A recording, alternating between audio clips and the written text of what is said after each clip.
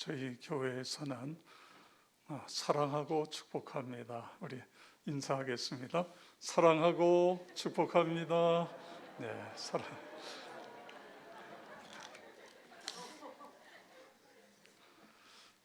제가 마스크를 벗도록 하겠습니다. 여러분이 마스크를 벗고 웃는 모습을 보고 싶은데 또 마스크가 우리의 아름다운 모습을 가리우고 있습니다. 은광교회는 교파가 다르지만 이웃 사촌 그런 마음이 늘 있습니다. 16년 전부터 사명자 학교, 우리 은광, 양광, 역촌, 이제 나중에 구파발도 들어오게 되고 궁정교회도 들어오게 되고 했지만 함께 16년 동안 이어왔습니다. 그래서 우리 이동준 원로 목사님, 또 우리 성배경 담임 목사님 같이 이 귀한 사역들을 감당했고 또 많은 간사님들이 섬겨주셨습니다. 또 13기까지 이 학교를 통해서 졸업해서 각 교회에서 신실하게 귀한 사역들을 하고 계십니다. 그래서 은광교회만 오면 마치 내 집에 온 것 같은 그런 푸근함이 있습니다. 불러주셔서 감사를 드립니다. 오늘 직원 헌신 예배인데 사명이라는 단어를 좀 우리가 함께 생각하려고 합니다.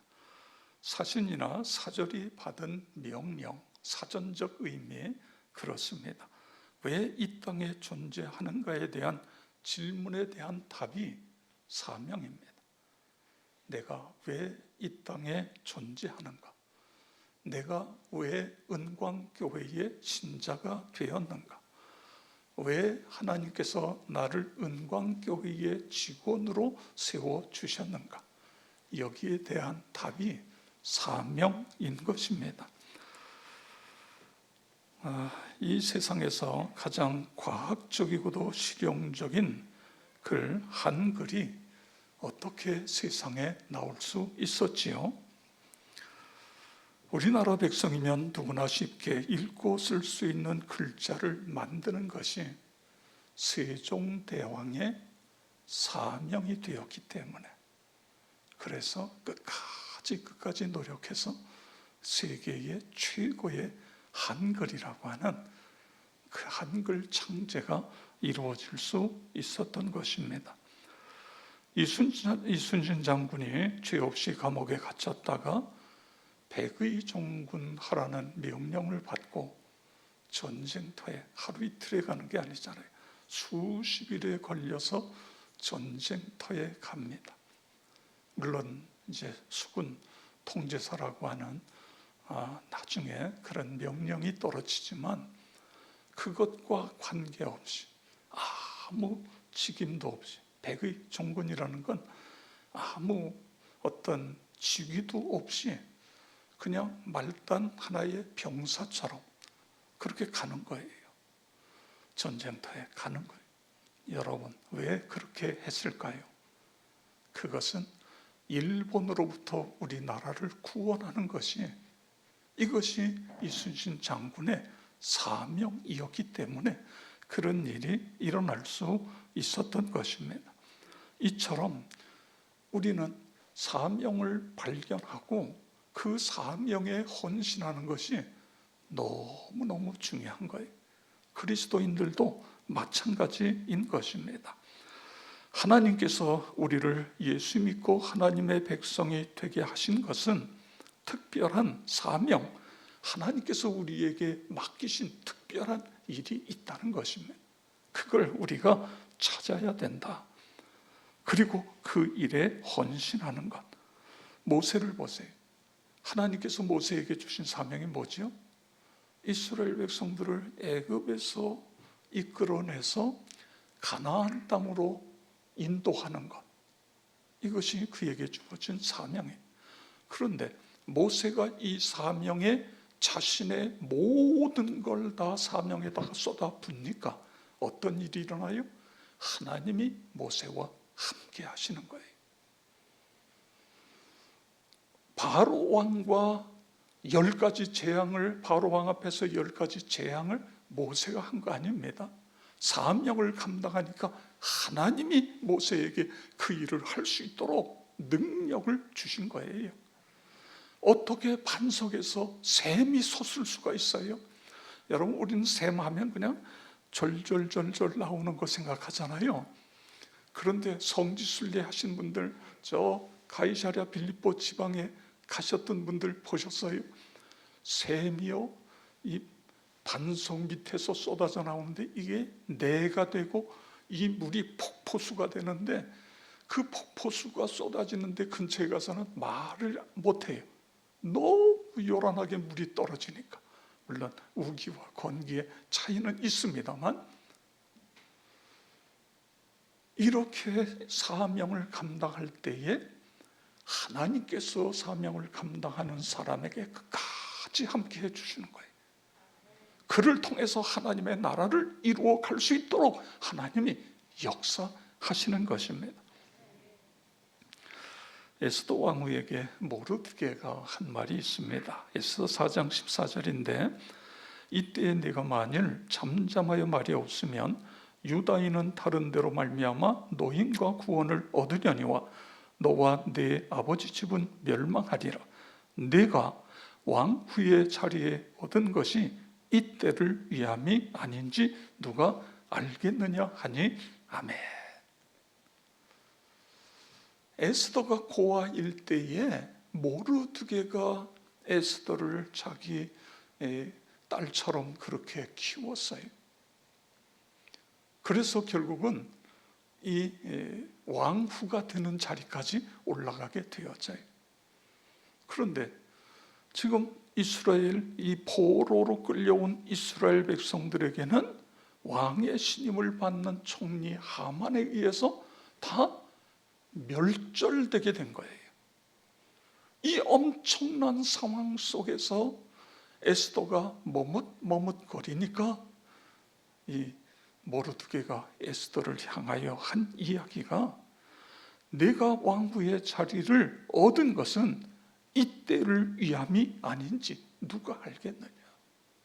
이 이야기를 듣는 순간에 에스더가 이때에 내가 나서는 것이 하나님께서 내게 주신 사명이라는 걸 그 순간 깨달았어요. 그래서 죽으면 죽으리이다. 그리고 왕 앞으로 나갔습니다. 그랬더니 어떤 일이 일어났어요? 본인도 살고 이스라엘 전 백성들이 다 구원을 받고, 모르드게는 총리가 되고, 하만이 모르드게를 달려고 했던 장대에 하만이 달리고, 그리고 모르드게는 총리가 되는 인생 역전이 일어나고 있는 것을 볼 수 있는 것입니다. 이렇게 사명이라는 게 이렇게 중요한 것 같아요. 사도 바울의 고백 우리가 잘 아는데, 사도행전 20장 24절 우리 함께 읽겠습니다. 나의 달려갈 길과 주 예수께 받은 사명 곧 하나님의 은혜의 복음을 전하는 일을 마치려 하면은 나의 생명조차 조금도 귀한 것으로 여기지 아니하노라. 아멘. 자, 바울의 사명이 뭐라고요? 하나님의 은혜의 복음을 전하는 것, 이것이 나에게 주어진 사명인데, 이 사명은 주 예수께로부터 받은 것이다. 이 사명은 내가 하고 싶은 일 아니고, 내가 생각해낸 일도 아니고, 주 예수께서 주신 것이다.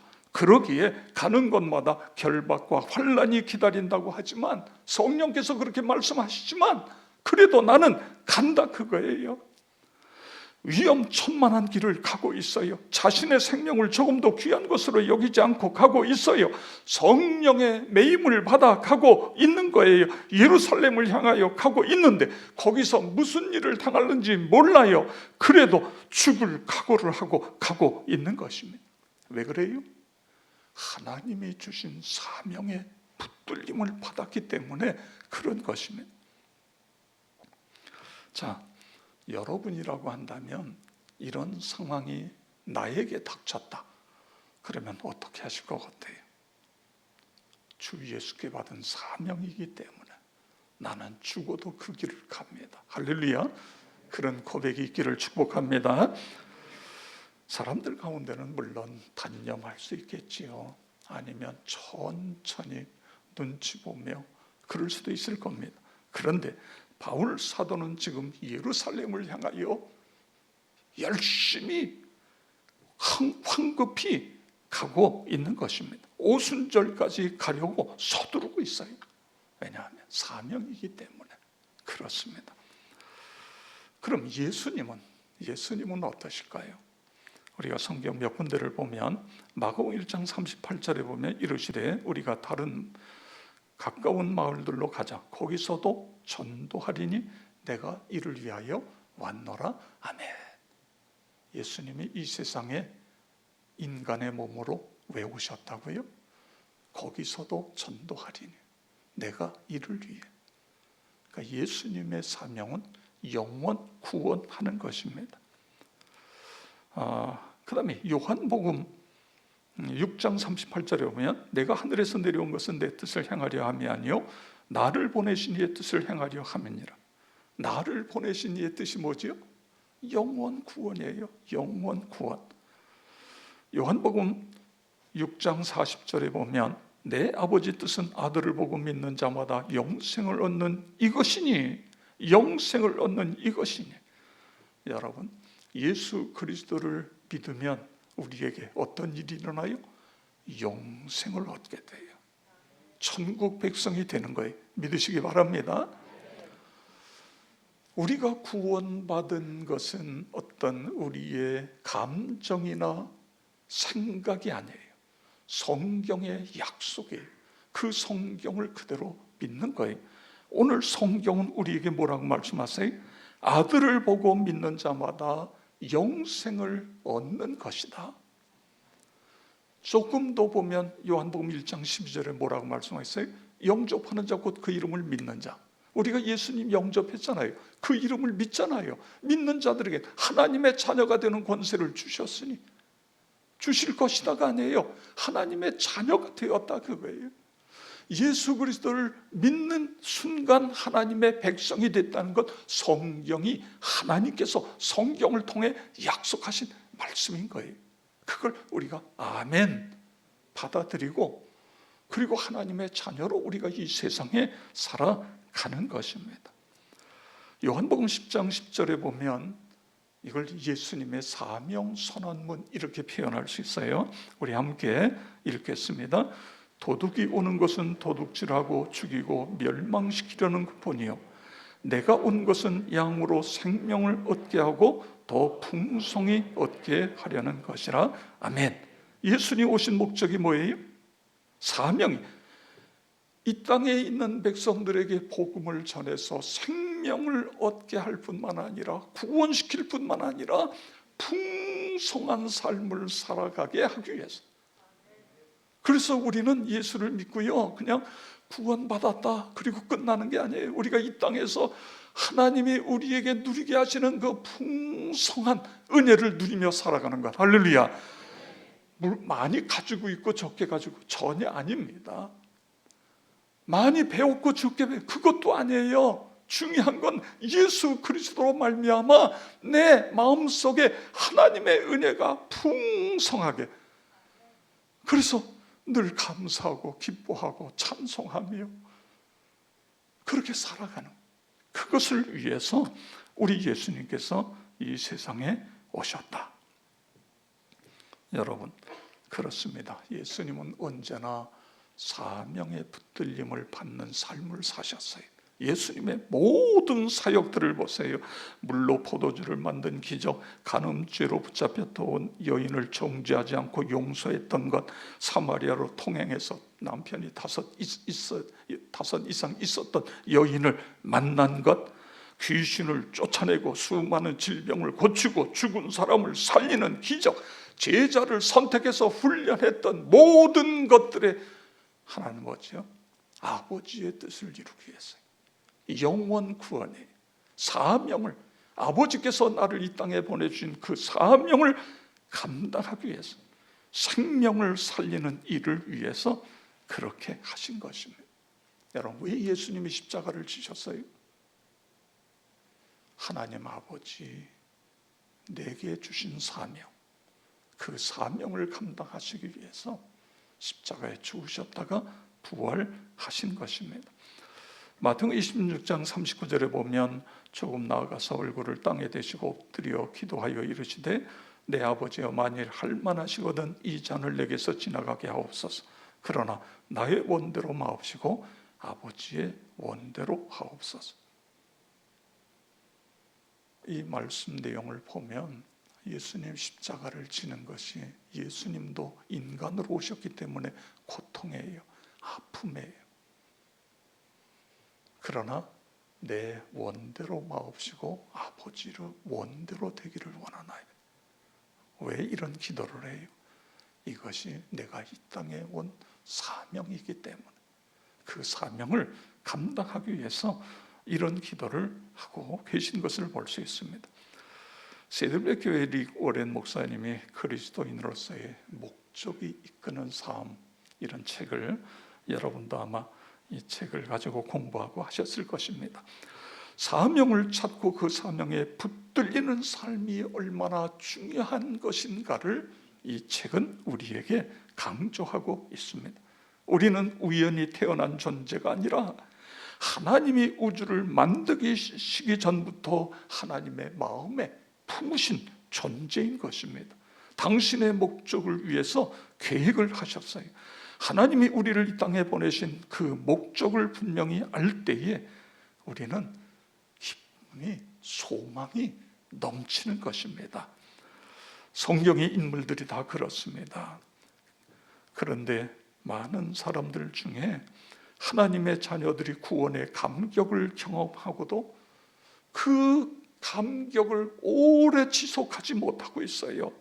기쁨도 감격도 동기도 시들한 상태로 살아가요. 영적인 성장도 더뎌요. 왜 그래요? 하나님이 주신 사명에 붙들림을 받지 못하기 때문에 그런 것입니다. 우리가 사명을 찾고 사명에 헌신하게 되어지면 어떤 일들이 일어나는가? 보람과 행복이 있습니다. 주의 일을 하면서 너무너무 감사한 거예요. 하나님, 나같이 이렇게 부족한데, 연약한데 내가 쓰임받는 것이 너무너무 감사해요. 그 은혜에 감격할 수밖에 없어요. 그리고 사명을 발견하고 살아가는 사람은 방향을 잃지 않아요. 할 일과 하지 말아야 할 일을 구별해요.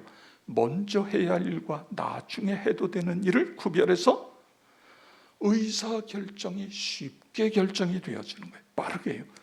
사명에 붙들려 살게 되면 언제 어디서나 열정적이 되어져요. 그리고 이 사명은 어떤 잣대가 됩니다. 우리가 살아오는 삶의 잣대가 되는 거예요. 제가 몇 년 전에 닉 부이치치 이야기를 한 것 같습니다만, 사명을 설명하기 위해서 제가 잠깐 말씀을 드립니다. 그는 목회자의 아들로 태어나요. 그런데 팔다리가 없잖아요. 다리가 있어야 될 곳에 닭다리 같은 두 개가, 기형 두 개가 붙어 있어요. 어렸을 때 애들에게 괴물, 외계인 놀림을 받아요. 8살 이후에 자기가 보니까 다른 애들하고 달라요. 애들이 놀려요. 내가 살아야 될 이유가 없지 않나. 나 때문에 엄마 아빠도 고생하고 나를 보는 사람들도 끔찍하고. 그래서 3번 자살을 기도해요. 그런데 15살 때에 예수님을 인격적으로 만나는 거예요. 예수님을 인격적으로 만날 뿐만 아니라 그는 사명을 발견해요. 이게 닉 부이치치 허그라는 책에 보면 이런 내용들이 나와요. 그래서 저는 닉 부이치를 보면서 2가지를 생각해요. 첫째는 복음의 능력입니다. 십자가와 부활의 복음이 능력이다. 여러분 믿으시기 바랍니다. 너무너무 중요한 거예요. 십자가와 부활의 이 복음으로 우리가 무장이 되어지면, 그러면 이 우리나라의 이 여러 가지 갈등 문제, 여러분 누가 대통령을 뽑는다고 이 갈등 문제가 쉽게 해결될 것 같아요? 해결 안 돼요. 교회 안에서도 갈등이 있잖아요. 교회 안에서. 그러면 이 갈등의 문제를 어떻게 해결할 수 있어요? 복음입니다. 복음.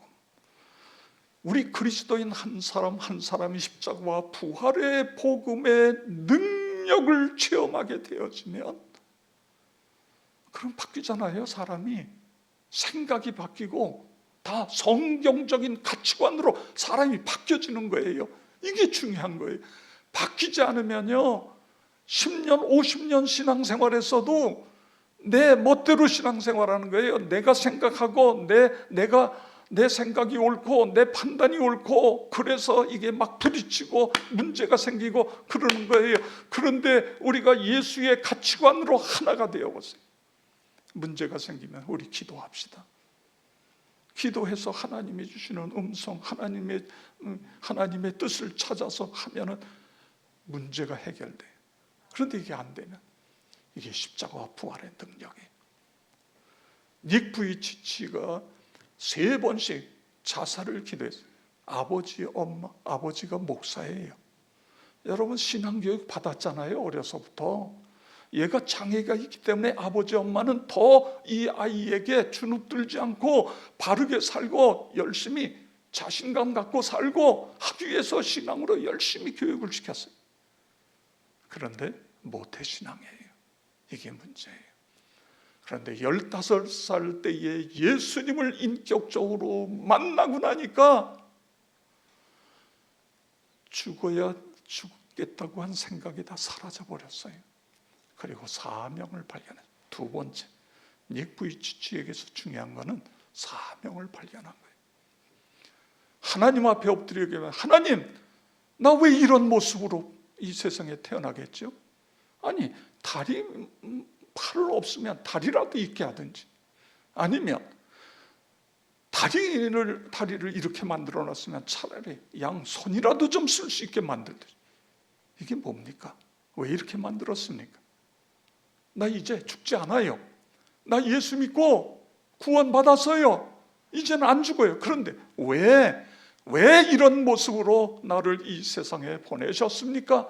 이 문제 가지고 씨름하다가 발견한 거예요. 이게 사명이에요. 이게 사명입니다. 보니까 머리끝부터 발끝까지 멀쩡하게 잘생겼는데, 세상에 그 사람들이 인생을 비관하고, 그 사람들이 마약을 하고, 그 사람들이 스스로 목숨을 끊고, 부모님도 다 계시고 모든 것을 다 갖췄는데도 이런 사람들을 보면서, 하나님께서 나를 이렇게 보내신 것은 저 젊은이들에게 꿈을 심어주기 위해서, 나를 봐라, 나 팔도 없고 다리도 없어, 이렇게 생겨서, 그런데 나는 지금 찬양을 하면서 감사하면서 살고 있어. 그런데 너희들 지금 멀쩡한데 왜 비관하고, 왜 죽으려고 그러고, 왜 그래? 여러분, 누가 10번 100번 설교하는 것보다 닉 부이치치가 그 모습으로 서서 한마디 하는 것이 세계에 있는 청소년들에게 엄청난 파급 효과가 있는 거예요. 그래, 나는 팔다리가 있고 다 있어. 저러고도 인생을 사는데, 저러면서도 인생의 희망을 노래하는데, 나는 이게 사명이에요. 사명. 이렇게 사명을 찾아서 그가 그 일을 감당하는, 한국에도 오고 세계에도 가면서 그 일을 희망 전도사가 되어 있는 것을 볼 수 있습니다. 그렇습니다. 우리가 예수를 믿고 거듭난 그리스도인이라고 한다면 사명을 찾을 뿐만 아니라 그 사명을 글로 쓰는 거예요. 이걸 사명문 또는 사명 선언문, 이렇게 표현할 수 있어요. 그걸 써요. 물론 그걸 계속 고칠 수 있습니다. 그래서 말을 아름답게 다듬을 수 있는 것입니다. 그래서 그 사명문을 써서 그걸 내 머릿속에 기억하는 거예요. 내 가슴에다 품는 거예요. 그리고 그걸 가지고 사는 거예요. 이게 사명에 살아가는 사람의 모습인 것입니다. 제 이야기를 좀 하겠습니다. 저는 이제 제 고향은 김포인데 김포에서도 강화도 가까이가 있는 김포예요. 그러니까 옛날에 벌써 제 나이가 70이 됐으니까 70년 전에 그 동네는 전기도 안 들어오고 아주 깡촌 같은 그런 마을에서 태어나서, 옛날엔 다 그랬잖아요. 뭐 불교, 유교, 거기다가 뭐 무슨 샤머니즘, 뭐 이런 가정에서 태어나서 성장했어요. 그런데 초등학교 5학년 때 담임 선생님이 수업을 하다가 그냥 느닷없이 야, 교회가 좋다. 내 아내가 교회 다닌다. 나도 교회 갈 거다. 이런 이야기를 하셨어요. 근데 그 이야기가 저에게 꽂힌 거예요. 뭐지? 교회? 교회가 어떻게 생겼는데? 교회가, 내가 존경하고 사랑하는 선생님이 교회가 좋다고 그러네. 나도 그 교회가 어떻게 생겼는지 한번 가보고 싶다. 이런 마음이 든 거예요. 아마 저희 그때의 초등학교 5학년 그 반에 있던 아이들 붙잡고 선생님한테 그때 그 이야기 한 거 기억나니 하는 하나도 기억이 나잖아요. 그런데 저에게 꽂혔어요. 학교 선생님들이 그래서 중요한 것 같아요. 학교 선생님들이 철저하게 복음으로 무장하고, 그래서 수업 시간에 수업을 하다가 그냥 한마디 툭 던지는 것. 이것이 어떤 아이에게 꽂힐 수 있어요. 그래서 제가 이제 중학교부터 교회를 나가기 시작한 거예요.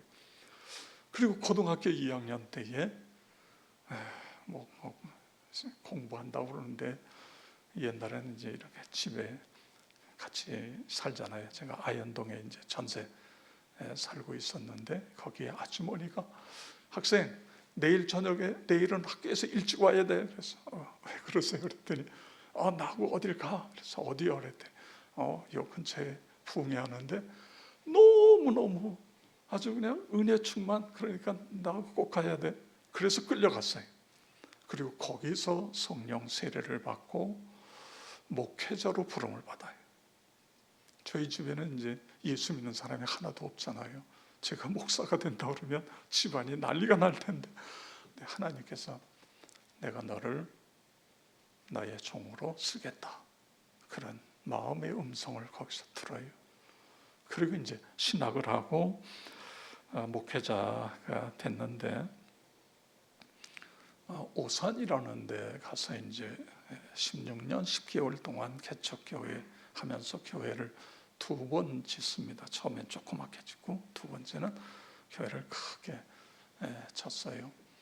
교회가 많이 부흥되고 하나님 앞에 기도해요. 새벽마다 기도하는데 어느 날부터 저에게 이런 기도가 나와요.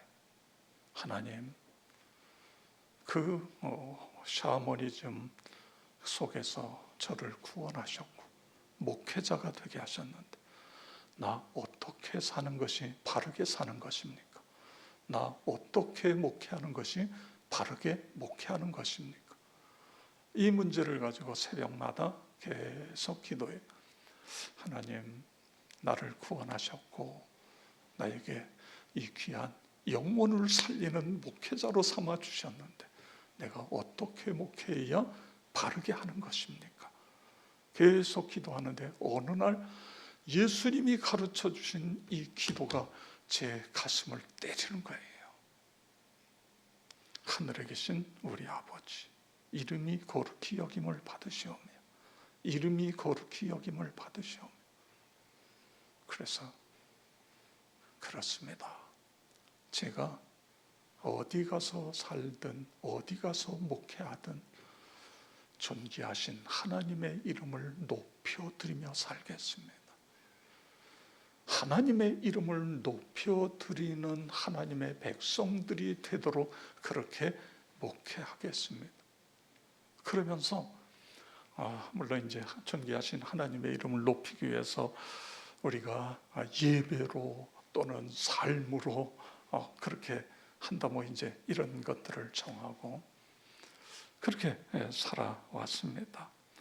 러시아의 문호 톨스토이는 인생의 목적을 자기 자신의 행복에 두는 사람은 이 세상에서 가장 불쌍한 삶을 살게 될 것이다, 이런 말을 했습니다.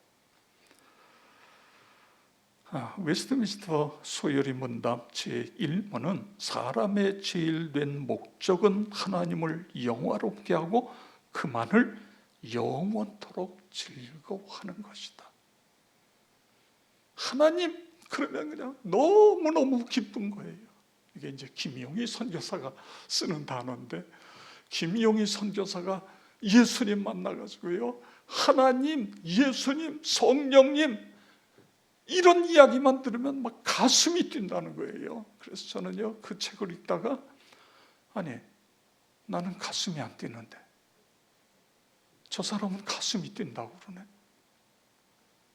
제가 회개했어요. 하나님께, 하나님 나도 가슴이 좀 뛸 수 있게 해주세요. 그분의 존귀하신 이름을 높여드린다. 그 다음에 뜻이 하늘에서 이루어진 것 같이 땅에서도 그분의 뜻을 이 땅에 구현하는 그런 삶을 살겠다, 그런 목회를 하겠다. 그래서 여기서 이제 전도, 양육, 또 훈련, 그 다음에 제자, 사역자, 그래서 함께 동역하는 이런 그림을 그려 보았습니다. 물론 이제 일용할 양식을 주옵시고, 이 부분은 공급을 받고 공급 필요를 채워주는 그런 삶을 살겠다. 계속해서 책이나 성경이나 멘토나 이런 걸 통해서 계속 공급받고 또 공급이 필요한 것에 공부를 하겠다. 나름대로 이렇게 해봤습니다. 중요한 것은 제가 이렇게 이제 지금 46년, 45년 6개월 동안 목회자가 돼서 목회를 해오고 이제 은퇴를 합니다. 역천교회 와서 22년 목회를 해요.